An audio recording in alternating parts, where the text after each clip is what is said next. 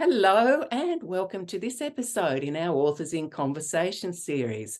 I'm happy to be introducing you to Michelle Bowden, whose book, How to Persuade, is one that I think everybody in business, if not everyone alive, should have, because this question of persuasion, Michelle, it's a big one, isn't it?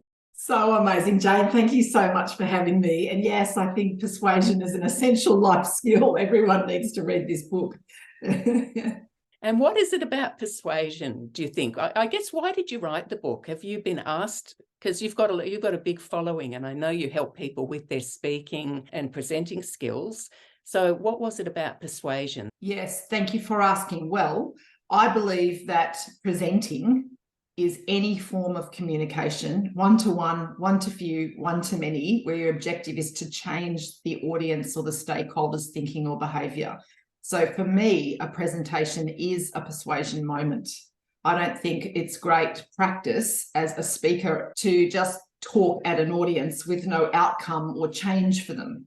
So it seemed logical that if I had a book called How to Present, that at some point I would get around to forcing myself into writing a book called How to Persuade.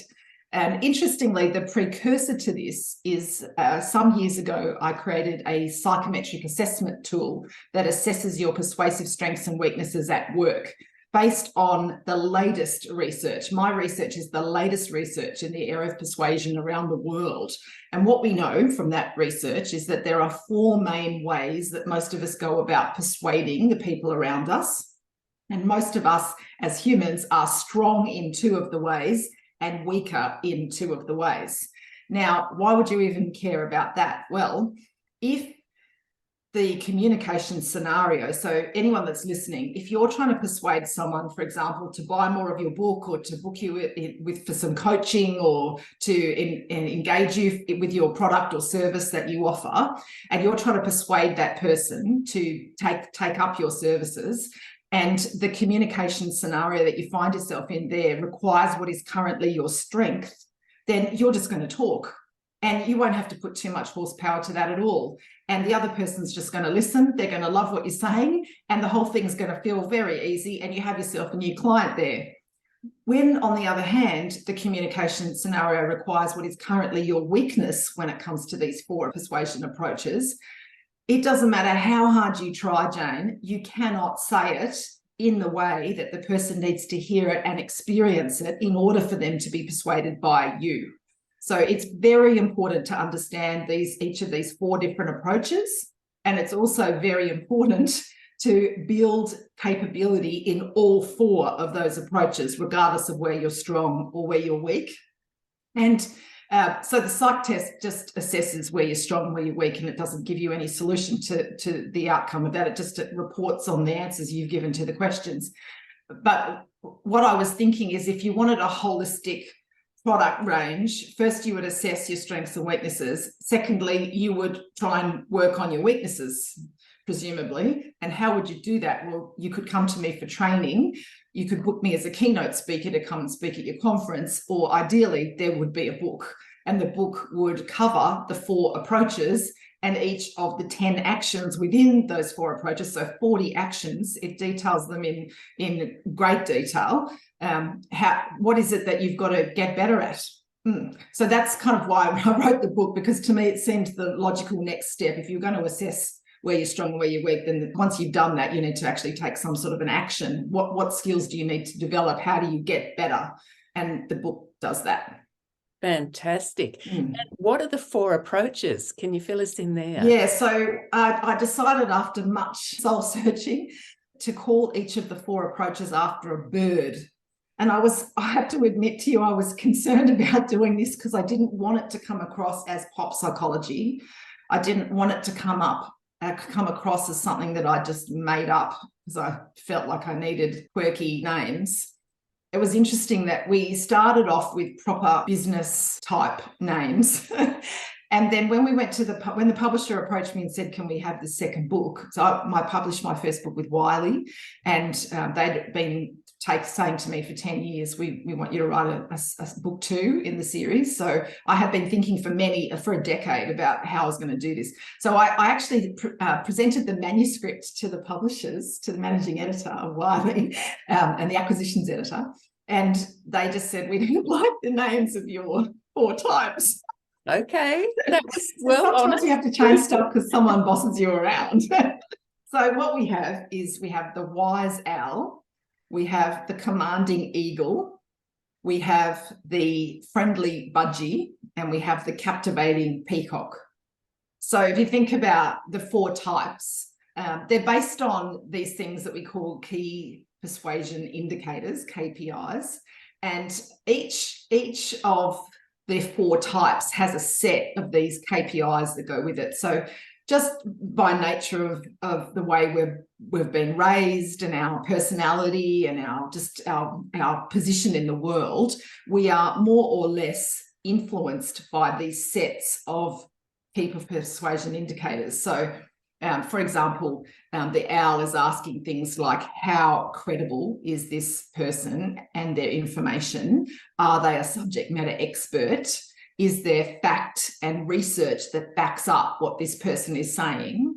So some people just really care about that stuff if they're going to be persuaded by you. So if you're just a friendly person, it's not going to be enough, and they won't buy you. So the wise owl is most about message credibility, if you like, if you want to put a sort of a term around it, message credibility, whereas the commanding eagle is about personal credibility. So what are the testimonials like about the person, and do they have the runs on the board? Do they just have that vibe about them that they've done this before, they know the best way forward, you can trust them, you can believe in them, they are credible, they are personally credible. And then there's the friendly budgie, and the budgie is, as it sounds, it's all about, do I like this person? Do I feel comfortable with this person? Do I have a sense of goodwill between me and them? Do I feel warm when I'm around them and safe? And then there's the captivating peacock. And I hope that everyone that's listening to this has at least a friend, if not a colleague, that is a captivating peacock, because they're fabulous. They're flamboyant and excitable and enthusiastic, and they suck you into their idea, and you're just whipped up in the whole enthusiasm of the whole thing before you even know what's going on.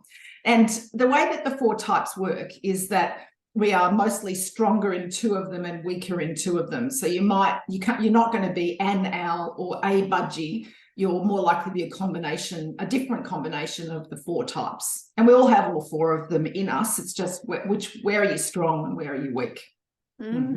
Interesting. So I guess it's about then building the capability in yourself. Yes, in each area. That's right. But then also the awareness and the ability to recognize it in others. Yes. You know, that feeling when you're trying to persuade someone and you just feel like you're banging your head against a brick wall.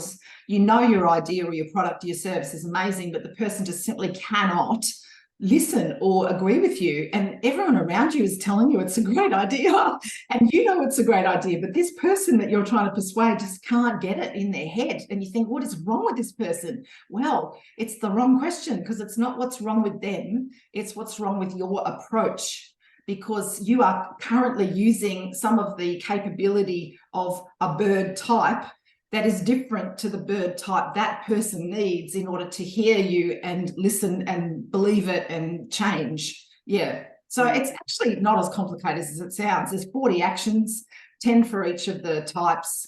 And most of us are already strong in many of those 10 actions within each of the 4 types. So it's just really looking through and working out, well, you know, maybe I don't have great spoken eloquence. Maybe I'm you know, not warm and friendly enough. Maybe I don't care enough about others, and it's a bit obvious to my stakeholder. Or, you know, maybe I'm not as enthusiastic. I don't have the right emotional objective when I'm pitching my product or my service to the client or the stakeholder. Maybe I'm not using my own understanding of an emotional objective, and therefore I'm not acting passionate enough about this. So I'm not very convincing, you know. So we're all good in some of it, and we shouldn't be disheartened about this. We're all good in many of those 40 things. That my question would be, where are you not strong, and see if you can start building some capability in that area. So I guess in addition to getting that skill and being better at persuading, there's that piece of, self-awareness, that self-actualization, isn't it, in a sense, really, of absolutely. What a gift to be finding capacity within yourself. It is always a bit of a surprise sometimes, but B, an absolute gift, because when you see what your blind spot was, then whoa, that's a whole other avenue of moving forward, isn't it? Absolutely. I am naturally well, I'm probably strong in 3 of them and weaker in 1 of them. So I'm a peacock and I'm an eagle. And then I also am a budgie. Yes. But I don't have a lot of owl in me. I married an owl. And we do, though, don't we? Marry our opposites. Yeah. So, but the fact of life is that a lot of clients that I've pitched to over the decades that I've run my national training company have needed owl as their primary motivator in order to be persuaded.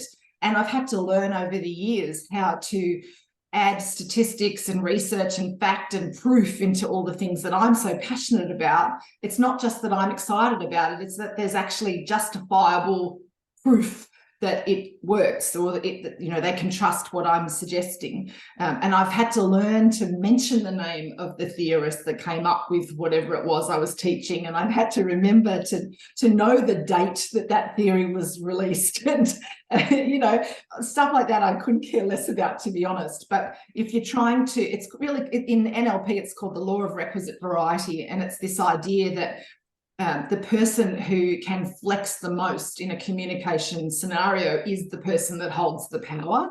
And I love that saying and that principle, because it's all about that when it comes to persuasion. The more you can flex and give the other person what they need, then the more persuasive you will be, and therefore the more powerful you will be. A chill, right? I tell you, it is literally a chill went up my spine when you use the word flex. Yes. That's it. It's great stuff. You don't want to be some weirdo that you're not. No, that's right. Because this is one of the things that people often say in presentation skills too, is that, I won't rehearse a speech because I don't want to sound like a robot, or don't like to prepare too much because I won't sound authentic. And that's just a whole lot of nonsense, honestly. Once you have to prepare, it's disrespectful not to, and you're having yourself on if you think anything else. But the idea is that within yourself, you've got to find the capability to give that person within your personality and all you've got. I mean, I'll always be hot pink in my life. So I'm never going to be beige when I'm talking with a beige style person, but I can calm down and I can become more theoretical and analytical when I need to. And that's what is meant by flexing. Yeah, I love it. Now, something, if we could, for the people that I have following me who are on the fence about writing a book, what would you say the main benefit you've had from writing your books has been? Oh, it's such a great question. And it's probably not the answer that people in general think. I certainly haven't made a lot of money out of the books. I mean, I've made a decent amount of money over the decade. My first book, How to Present, here it is here. But this is the first book, actually, this one here. This is the first book, and this is the second edition of the first book. So they've slightly changed it in the second version, and the second version came out on the 1st of November with 2 chapters on virtual presenting in it. This book was a bestseller in very few weeks. So 5,000 copies were sold in no time at all. So the fact that I was a bestseller was amazing, because people think, well, she's the best-selling author on the subject. She must own the space. Yes. And in reality, I do own the space, which is another reason why I wrote the book, to prove that I owned the space. So it's a cyclic argument there. If you write the book, do you own the space? Yes. But if you own the space, you better write the book. No, I get it. Yeah. Do you know what I mean? So I think the best benefit, I've had clients book me for big coaching and training, speaking projects in my business that say to me, we wanted the expert. The reason we've booked you for our event is because we don't want someone who just says they're an expert. We want the expert. And the book gives people a sense of that personal credibility that you've you've written a book, so you must have expertise in this area. I mean, the reason my book went to bestseller is because what I did was I created a model for designing a presentation that sits over the top of a model that is widely understood to be best practice when it comes to communicating and writing. I don't know if you teach the format model, do you, to your I authors? do indeed. There you go. So yeah. Format is international best practice. Everybody knows this, that's anybody, and any master trainer in public speaking or presentation skills would use format as the model that they both teach the delegates in the training, but also use in the way they teach the delegates in the training. That wasn't very clear English, but I think you know what I mean. Okay, yes. I wrote a model that sits over the top of the format model to help you use format better. And so when you're writing a book, if you have that unique thing that you can offer that adds to the body of knowledge or adds to what is best practice, then of course people are going to embrace that. So yes, it's a well-written book. It was published by Wiley. They've got something like 5 editors that look at it when you're doing it through a publisher. So it's a massive process, and you couldn't write a terrible book, I don't think, if you're going through that many editors. But it's a well-written book, and it's conversational how I talk. But there's that little thing in it that just gives it that little bit of a boost, which is that it makes best practice better. And therefore, I seem to be more of an expert, perhaps, than someone that just wrote a general presentation book. Same with How to Persuade. How to Persuade is based on the psychometric assessment that we know is successful, and all of the data that we've collected from people's responses, which is anonymous, but I can have it delivered to me by the psychologist that assesses all their responses in the UK. And from that, I know more about how the 4 types work, because I've got real life data from real life people that have actually answered the questions in there. So again, there's that little unique thing that just makes this book just that little bit more believable, a little bit more helpful. The fact that it's the latest research as well, people like that. Yes. So yes, it's a long answer, haven't I raved on here? The long answer to your question, what's the main benefit, is I definitely own the space in presentation skills, and I would like to think that this new book helps me further extend and also own that whole area of persuasion. Yeah. In Australia. Great. And look, just to backtrack on something about the format system. Yeah. I'm just imagining people thinking, I've heard her speak and I've never heard about the format system. I actually call it learning styles myself. It's essentially the same principle, isn't it? Yeah. Honey and Mumford's learning styles, Bernice McCarthy's format model, it all goes together. That's right. Yes. And then now Michelle Bowden's persuasion blueprints. It's over the top of all of it. So you see, having that extra thing that made best practice better has been really an invaluable part of building a successful business. People come to the course because they want the blueprint, and any testimonial, if any of the listeners type in Michelle Bowden testimonials, you'll see thousands of people saying, I love the persuasion blueprint, or I love the 13 steps. It's their favorite thing. So I highly encourage you to really stretch your brains, everyone, and think about what's that extra thing I can add to the existing body of knowledge. What's that unique proposition that I can offer my market that makes me undeniable to everybody that needs this thing? Yes, thank you. That's a great tip. Yes. And is there another book coming out anytime soon? No. I'll end up getting divorced if I write another book. Okay, excellent. They look nice, don't they? They look good. They do, and I'm loving all the post-it notes. I know, look at that. That's when I was doing my PR interviews in the early stages of the book, and I couldn't remember which page things were on, and I had to look stuff up. So I made it really color-coded and fast for myself when I was doing my interviews. Nice. I have been asked by the publisher to write how to pitch. So we'd have how to present, how to persuade, and how to pitch, because I help clients win multi-million-dollar pitches as part of what I do in my national company. There's no way I'm writing that book. I say in the year 2023, maybe in the year 2033, I might give in again. Like, it took me 10 years to write the second book. Okay. Well, watch this space, folks. What's that? Watch this space, folks. Yeah, watch this space. it's a big imposition on your family when you write a book. It's true. Yeah. I know I'm not telling you anything you don't know. Mm. And they do have to all rise up, because I was watching your amazing little video that you did on the 5 the 5 obstacles that people that want to write a book face. Yes. And you were talking about how it's was it Simon Sinek that has the babysitter? Yes. Yeah. So I mean, I just thought that was pathetic of Simon Sinek. What a win to make him write his book. I think he's not passionate about writing his book if he has to have someone actually turn up and sit in the room with him while he's writing just to make him write. So if that's you and you're listening to this and you need a babysitter, maybe don't write a book. You don't love it enough.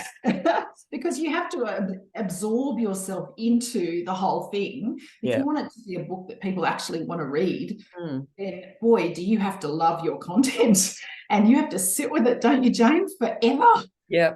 And it's a discipline. I mean, there's no two ways about it. And for coaches in particular who are very good at what they do and completely wedded in their process, trying to get them to explain the process, to be able to put it in a book is like pulling teeth in some cases, because it's just that natural flow. They know what they're doing. They know what works.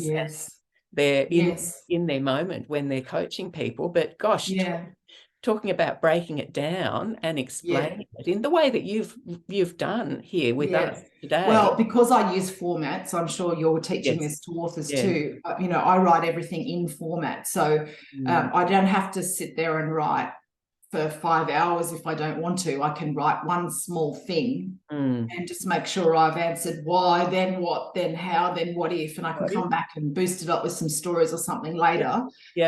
So I'm very fast at writing books. I wrote this How to Present book in 20 days. Wow. I would be your star pupil, Jane. Oh boy. I heard that my competitor was about to release a book on presentation skills. That'll speed you up. I'd never been more motivated about anything. I sat at the kitchen table with 3 very young children on school holidays and gave them plenty of fun things to do and just sat there. My husband travelled and I did it while he was away. And 20 days, and I had a manuscript. And then, of course, there's a whole process that happens after that, which is a lot longer than 20 days. For How to Persuade, I think I wrote this book in about 6 months, to be honest. But the research to create the psych test in the first place was 23 years of research. Yes. I think, I don't know why I got onto that subject, but just this idea of you've got to be passionate, you've got to sit with it, and your family has to be patient with you while you're doing that. So you can't cook dinner, and you can't mow the lawn, and you can't pick Fluffy up from soccer training, because you're in the zone, and when you're in the zone, you've got to stay in the zone, otherwise this thing's never going to happen. Well, I can't help but share this, but the whole time when you were talking about having the 3 kids and writing under those circumstances, I'm thinking, suck on that, Simon Sinek. That's it. Pathetic. Yes. Stole that start with the Y from Bernice McCarthy anyway. He doesn't deserve it. Oh, I love it. Well, look, we better sign off now before one or both of us get sued. And I just so appreciate your time, though, because I know, look, your energy is infectious anyway, but you're bound to have motivated some of those people I know who are sitting on the fence, and they just need that extra little nudge. And in spite of all my encouragement, because we've got different styles, of course. Isn't that a beautiful thing that between us, let's get some more of those books out in the world. That's what I say. Yeah, absolutely. I mean, don't live with regret is what I'd say. That's just bite the bullet and get cracking. And there are so many great people around like you, Jane, that can help someone to ensure that it's something you're proud of at the end of the journey. So absolutely. Don't put it off one more day. Get cracking. Good on you. And now listen, before we sign off, what's the best place for people to find you? My website is www.michellebowden.com.au, and I'm on LinkedIn, and really type my name anywhere and I'm there. And I'd love to support you however I can. Thank you, Michelle.